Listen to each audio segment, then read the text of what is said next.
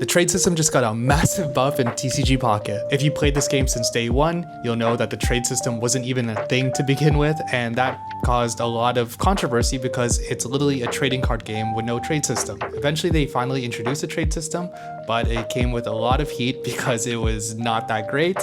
That's just putting it lightly. Honestly, it sucked. The currency to do things was way too expensive. You had to trade in a lot of your doubles just to make a simple trade, and most people would be trading for EX cards, and you had to trade in like 3 EX cards just to make a trade on your end, and then your friend had to make 3 EX cards to trade just to make that trade. It was just a mess overall, and people honestly barely used it. Thankfully they listened though, and they changed it pretty quickly where they made it a lot cheaper. So that's where we're at the system right now, where trading's like, it's okay, I don't mind it. I've made a fair bit of trades just to complete sets and look for cards that I need for a deck, but there's still room for improvements. So that's where we get to now.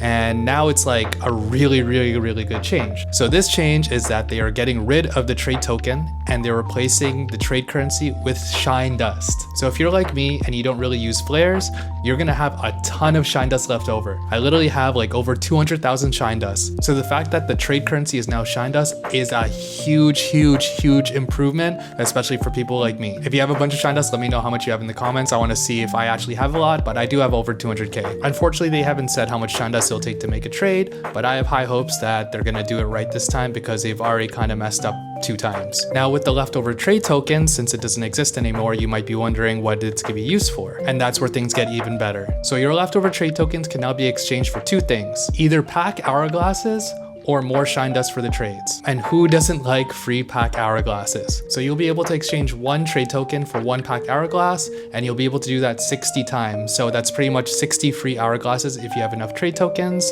I think you should have a lot. I'm sitting over 100, so I'll be able to get those 60 hourglasses and I will take them kindly. And with the leftover trade tokens, after you're done trading in for the hourglasses, you'll be able to trade it in for shine dust, which is great. So you could just make more trades. Another feature they added, which is great, is a wishlist feature. We have no idea how it's going to look like just yet, but all we know is that you'll be able to show what cards you'd like to trade to your friends. I would like to shout out the Poketrade app. This is not sponsored in any way, but I use the Poketrade app a lot to find trades. I do hope the app will still be kind of used in some sort of way after all these features are added, because it is a great app and it's probably run by good people. So check them out now before the update happens. If you're still looking for trades, it's a great way to find people to trade with. This update will be going live either July 29th or 30th. I couldn't really tell by reading it, and trading will also be disabled from July 25th onward. I think this is a great step forward for Pokemon Pocket. It's obviously a trading game, so trading needs to be an important part.